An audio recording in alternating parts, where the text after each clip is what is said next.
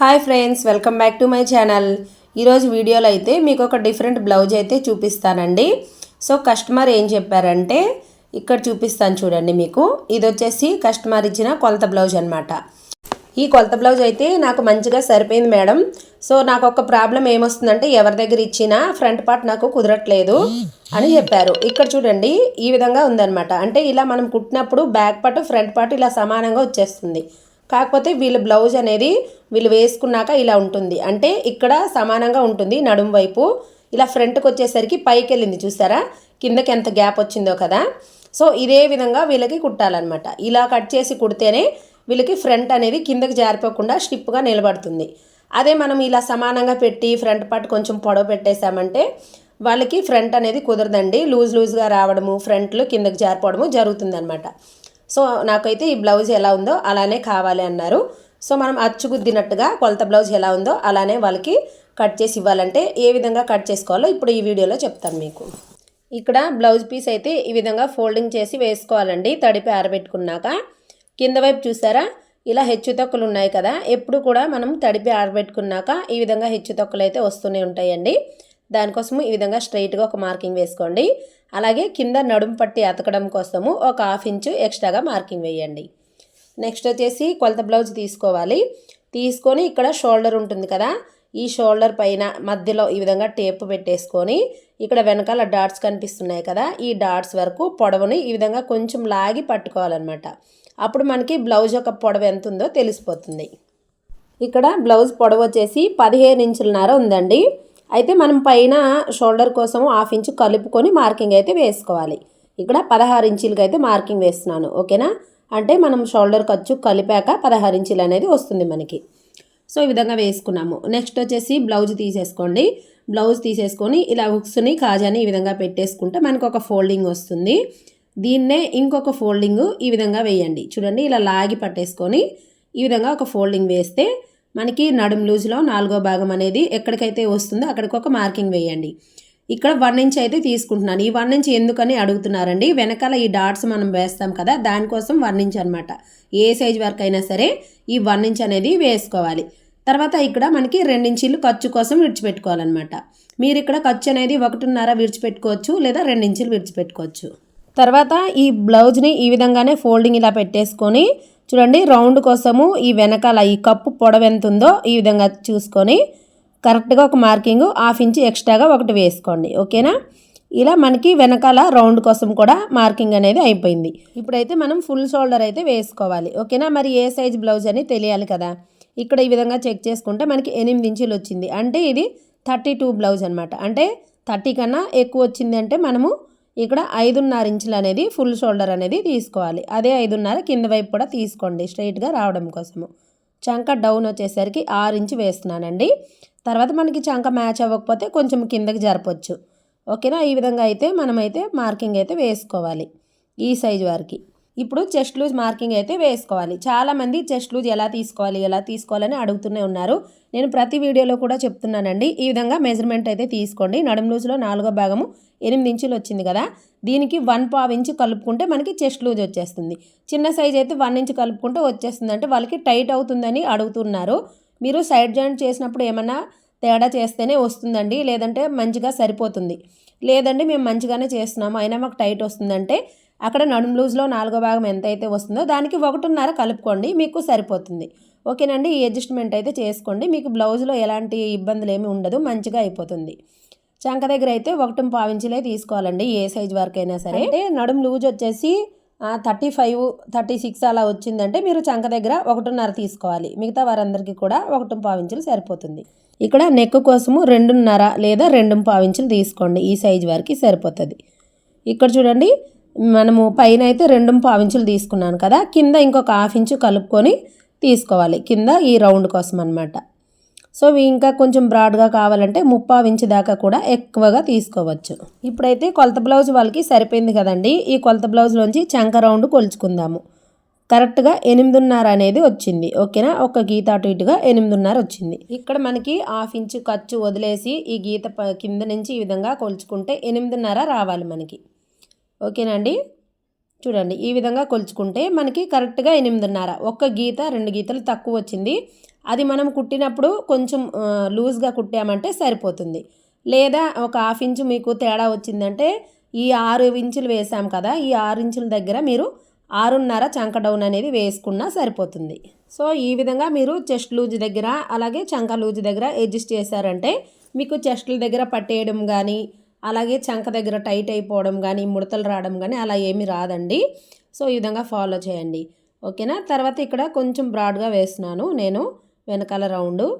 తర్వాత చూడండి ఇక్కడ నుంచి ఈ విధంగా అంటే ఈ రెండో లైన్ దగ్గర నుంచి ఇలా టేప్ని ఫోల్డింగ్ చేస్తే సెంటర్కి ఒక మార్కింగ్ వేయండి. ఇది వచ్చేసి వెనకాల డాట్స్ కోసం. ఇక్కడ నుంచి 3.5 పొడవు అయితే తీసుకోండి, ఖర్చుతో కలిపితే 4 ఇంచులు అనమాట. సో ఈ విధంగా మార్కింగ్ వేసి బ్యాక్ పార్ట్ అయితే కట్ చేసేసాము. ఇప్పుడు మనం ఫ్రంట్ పార్టు అలాగే హ్యాండ్స్ కట్ చేసుకోవాలి. ఫస్ట్ అయితే మనం బ్యాక్ పార్ట్ అయ్యాక హ్యాండ్స్ అనేది కట్ చేసుకోవాలి. ఈ కింద వైపు ఒక హాఫ్ ఇంచ్ ఈ విధంగా క్రాస్ తీయడం వల్ల మనకి వెనకాల కూడా ముడతలు అనేవి రాదనమాట. అయితే ఇక్కడ మార్కింగ్ వేస్తున్నాను కానీ మొత్తం అయిపోయాక లాస్ట్లో అయితే కట్ చేసుకుంటాను. ఇంకొక చివర వచ్చేసి ఈ విధంగా ఫోల్డింగ్ వేయండి. ఒక ఫోల్డింగ్ పైన ఉంది కదా, దీన్ని ఇంకో ఫోల్డింగ్ వేసినప్పుడు ఈ విధంగా ఒక 2-3 ఇంచీలు గ్యాప్ విడిచిపెట్టేసి ఫోల్డింగ్ వేయండి. ఇలా వేయడం వల్ల మీకు హ్యాండ్స్కి ఒకవైపే జాయింట్ అనేది వస్తుంది. ఈ కింద వైపు అయితే స్ట్రైట్గా మార్కింగ్ వేసి హెచ్చు తక్కువలు ఉంటే ఈ విధంగా తీసేయండి పీస్ని. తర్వాత ఒక హాఫ్ ఇంచ్ మార్జిన్ అయితే వేసుకోండి, ఓకేనా. ఈ విధంగా మార్కింగ్ హాఫ్ ఇంచ్ది వేసుకోండి. తర్వాత కొలత బ్లౌజ్ అయితే తీసేసుకొని హ్యాండ్ లూజ్ను ఈ విధంగా చెక్ చేయండి. ఇక్కడ నుంచి ఈ విధంగా పెట్టేసుకొని హ్యాండ్ లూజ్ మార్కింగ్ వేయండి. తర్వాత హ్యాండ్ పొడవు, ఓకేనా, టేప్తో ఈ విధంగా చూసుకోండి.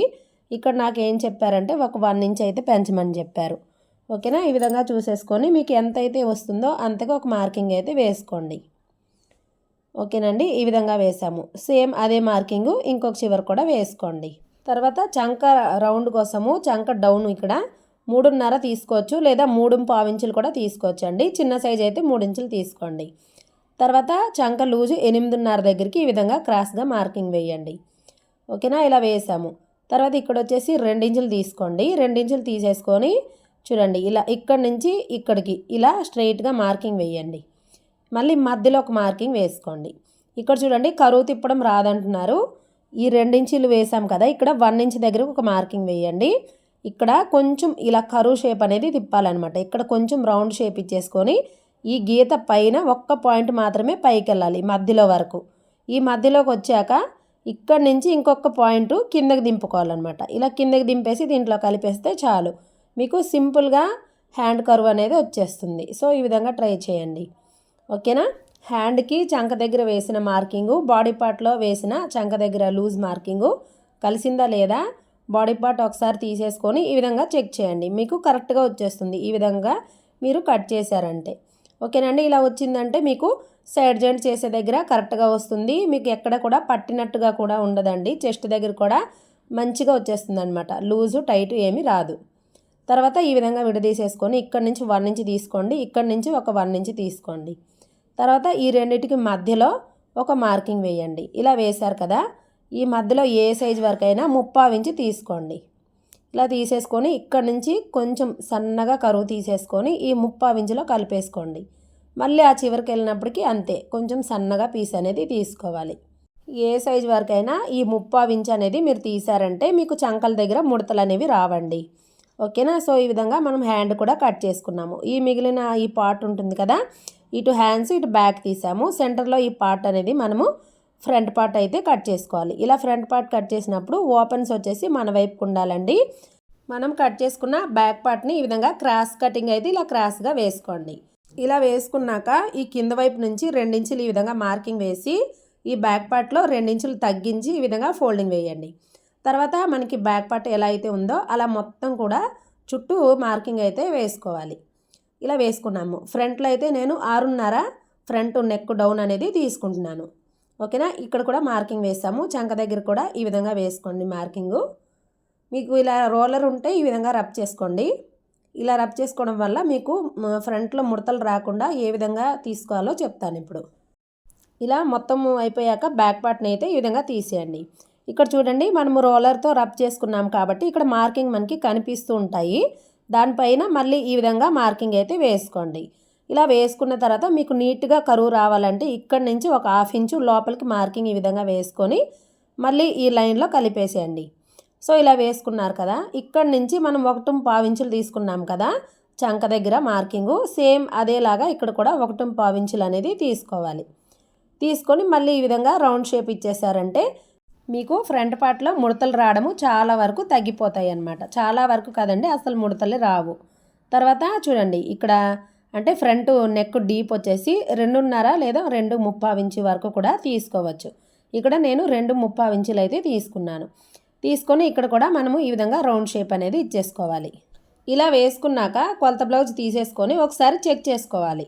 1/2 ఇంచు పైన ఖర్చు విడిచిపెట్టేసి ఈ విధంగా చెక్ చేసుకోవాలి. చూడండి మనకి కరెక్ట్గా వచ్చింది. ఒక 1/4 ఇంచ్ అనేది ఎక్కువ వచ్చింది. ఇది మనకి కుట్లో అడ్జస్ట్ అయిపోతుందండి. తర్వాత ఉక్స్ పట్టి కాజా పట్టి పొడవు ఎక్కువ రాకూడదని చెప్పారు. సో ఈ క్రాస్ బెల్ట్తో సహా మనకి ఎంత ఉంటుందో అంతే కావాలని చెప్పారు. సో అలాంటప్పుడు మనం ఏం చేయాలంటే చూడండి ఇక్కడ నుంచి ఈ విధంగా మనకి క్రాస్ బెల్ట్ కుట్టు ఎక్కడికైతే వస్తుందో అక్కడికి ఒక మార్కింగ్ వేయండి. తర్వాత ఇక్కడ మనకు ఖర్చు కావాలి, మధ్యలో ఖర్చు కావాలి, పైన ఈ మూడుటి ఖర్చు కోసము 1.5 ఇంచు ఎక్స్ట్రాగా తీసుకోండి. ఏ సైజు వరకు అయినా సరే ఇలా ఈ విధంగా 1.5 ఇంచు ఎక్స్ట్రా తీసుకోవాలి.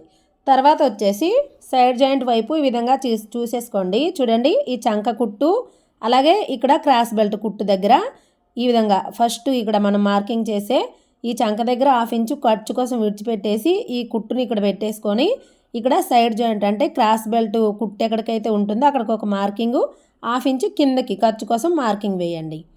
తర్వాత ఇక్కడ సెంటర్లో ఈ విధంగా షేప్ని అయితే ఈ విధంగా ఫోల్డింగ్ చేసి పట్టుకోండి షేప్ బెల్ట్ దగ్గర. తర్వాత ఇక్కడ చూడండి మనకి షోల్డర్ దగ్గర ఈ విధంగా పైన కావాల్సినంత ఖర్చు విడిచిపెట్టేసి ఈ విధంగా మనకి షేప్ బెల్ట్ పొడవు ఎక్కడికైతే వస్తుందో ఫ్రంట్ పార్ట్లో ఈ విధంగా అక్కడికి ఒక మార్కింగ్ వేసి ఒక 1/2 ఇంచ్ అనేది కిందకి మార్కింగ్ అయితే వేయండి. సో ఈ విధంగా మనం ఫ్రంట్ పార్ట్ మార్కింగ్ వేసామంటే ఫ్రంట్లు అనేవి కిందకి జారిపోవడము పైకి ఎత్తినట్టుగా ఉండడం ఉండదండి. కస్టమర్ ఎలా చెప్పారో అలానే కుదురుతుంది. తర్వాత ఇక్కడ నుంచి 2.5 తీసుకున్నాను. ఇక్కడ చూడండి మనకి వీళ్ళది కరెక్ట్గా సరిపోయింది అన్నారు కాబట్టి మనకి ఖర్చు కూడా ఎంత ఉందో ఈ విధంగా కొలుచుకుంటాము. 1.25 ఇంచులు వచ్చింది. ఇక్కడ నుంచి 1.25 ఇంచులు మళ్ళీ ఇక్కడ నుంచి 1.25 ఇంచులు వేసుకున్నామంటే కరెక్ట్గా ఖర్చులు అనేవి వచ్చేస్తాయి అన్నమాట. తర్వాత ఈ విధంగా షేప్ అయితే ఇచ్చుకోవాలి. చూడండి ఇలా షేప్ ఇచ్చాము. ఇక్కడ చూడండి మనకి సైడ్ జాయింట్ వైపు కిందకు ఉంది, ఫ్రంట్ వైపు పైకి వస్తుంది అనమాట. ఇందాక మనము కొలత బ్లౌజ్ చెక్ చేసుకుంటే ఎలా అయితే వచ్చిందో అలానే కుదురుతుంది వాళ్ళకి. ఈ విధంగా మార్కింగ్ వేశాక కట్ చేసేసాము. ఇప్పుడు మనకి మెయిన్ డాట్స్ పొడవు కూడా ఈ బ్లౌజ్లోంచే చెక్ చేసుకోండి మీరు. అంటే చాలామంది ఏ సైజ్ వారికి ఎంత పెట్టుకోవాలో అర్థం కావట్లేదు అంటున్నారు.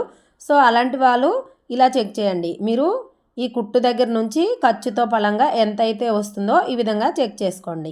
సో ఎంత వచ్చింది? 3 ఇంచులు వచ్చిందండి. ఖర్చుతో పాటు కలిపి 3 ఇంచులు. అంటే మనకి ఈ సైజ్ వారికి మీరు 2.5 అంటే ఈ డాట్స్ పొడవు వచ్చేసి 2.5 నుంచి 3 ఇంచుల వరకు కూడా వేసుకోవచ్చు. ఓకేనా అండి? సో ఇది మళ్ళీ సైడ్ జాయింట్ అంటే ఇంకొక డాట్స్ ఉంటుంది కదా, రెండో డాట్స్ కూడా మీరు ఏ బ్లౌజ్కైనా 1/2 ఇంచ్ ఈ విధంగా విడిచిపెట్టేసి ఇక్కడ ఎంత అయితే వస్తుందో దానికి సమానంగా ఈ విధంగా తీసుకోండి. మళ్ళీ ఇక్కడ నుంచి కూడా అక్కడ 3 ఇంచులు వేసాం కదా మెయిన్ డాట్ పొడవు, ఇక్కడ కూడా మీరు 3 ఇంచులు వేయచ్చు లేదా ఒక 1/2 ఇంచు తగ్గించి కూడా వేసుకోవచ్చు. ఈ రెండింటికి గ్యాప్ ఎంత వస్తుంది? 2 ఇంచులా 2.25 ఇంచులా చూసుకోండి. చూసేసుకొని ఈ మూడో డాట్స్ కూడా ఇక్కడ సెంటర్లో కాకుండా మళ్ళీ పక్కన ఒక 1/2 ఇంచుకి మార్కింగ్ వేసుకోండి. ఇలా మార్కింగ్ వేసుకున్నాక దీని ఎదురుగా ఈ మూడో డాట్స్ అనేది వేసుకోవాలి. ఈ రెండింటికి గ్యాప్ ఎంత వచ్చిందో చెక్ చేసుకొని అంతే గ్యాప్తో వేసుకోండి. మీకు 2 ఇంచులు వచ్చిందా 2 ఇంచులే వేయండి, 2.25 ఇంచులు వచ్చిందా 2.25 ఇంచులు వేసుకోండి. ఓకేనా? సో ఈ విధంగా మీరు డాట్స్ అయితే మార్కింగ్ వేసుకోవాలి. తర్వాత చూడండి ఇక్కడ ఫ్రంట్ వైపు కొంచెం తీసాను పీసు, అలాగే షోల్డర్ దగ్గర జారకుండా ఉండడం కోసం ఈ 2 పీసులు ఇలా తీసామంటే మీకు ఒంటికి అత్తినట్టుగా బ్లౌజ్ అనేది కుదురుతుంది అనమాట, షోల్డర్ జారకుండా ఫ్రంట్లో లూజ్ రాకుండా. తర్వాత క్రాస్ బెల్ట్ కూడా తీసుకుందామండి. మిగిలిన పీస్ ఈ విధంగా తీసేసుకోండి. తీసేసుకొని ఇలా బ్యాక్ పార్ట్ తీసుకోండి. బ్యాక్ పార్ట్ తీసేసుకొని ఈ బ్యాక్ పార్ట్ ఎంతైతే వెడల్పు ఉంటుందో అంత వెడల్పు తీసుకోండి క్లాత్ అయితే. ఈ విధంగా తీసుకున్నాక మనకి బ్లౌజ్ ఎలా అయితే ఉందో అలానే కదండి మనం కట్ చేస్తున్నాము. ఇప్పుడు ఫ్రంట్ పార్ట్లో ఉక్స్ పట్టి కాజా పట్టి పొడవు రాకూడదు అంటే ఈ షేప్ బెల్ట్ ఒక పొడవు కూడా ఎంత ఉందో ఈ విధంగా చెక్ చేసుకోవాలి. ముందు 1/2 ఇంచు మార్కింగ్ అయితే వేసుకోండి. వేసుకున్నాక ఇక్కడ ఎంత వచ్చిందో చూడండి. ఓకేనా? ఎంత వచ్చింది? మనకి 2.5 2.25 ఇంచుల వరకే వచ్చింది. దీంట్లో పైన ఖర్చు కోసము ఇంకొక 1/2 ఇంచ్ అనేది కలుపుకోవాలి. తర్వాత ఈ మధ్యలో డాట్స్ దగ్గర కూడా ఎంతైతే పొడవు ఉంటుందో అక్కడికి ఒక మార్కింగ్ వేసి వెడల్పు కూడా చెక్ చేయండి, పొడవు కూడా చెక్ చేయండి. ఈ విధంగా చెక్ చేసుకున్నప్పుడు మీకు ఎంత అయితే వస్తుందో అక్కడికి పైన మనకి ఖర్చు కావాలి కదా, కింద ఖర్చు కోసం మార్కింగ్ వేసుకున్నాము. పైన ఖర్చు కలుపుకొని ఈ విధంగా మార్కింగ్ వేసుకోండి. చూసారా, సైడ్ జాయింట్ వైపు కూడా చెక్ చేసేసుకొని ఖర్చుతో పలంగా మనమైతే ఈ విధంగా మార్కింగ్ వేసుకున్నాము అంటే కస్టమర్ చెప్పినట్టుగానే బ్లౌజ్ మొత్తం కూడా కుదురుతుంది. సో ఇదండి వీడియో, ఇవాల్టి వీడియో అయితే. సో మీకున్న డౌట్స్ అన్నీ క్లియర్ అయ్యాయి అనుకుంటున్నాను. వీడియో నచ్చితే లైక్ చేయండి, కొత్తవారైతే మన ఛానల్ని సబ్స్క్రైబ్ చేయండి.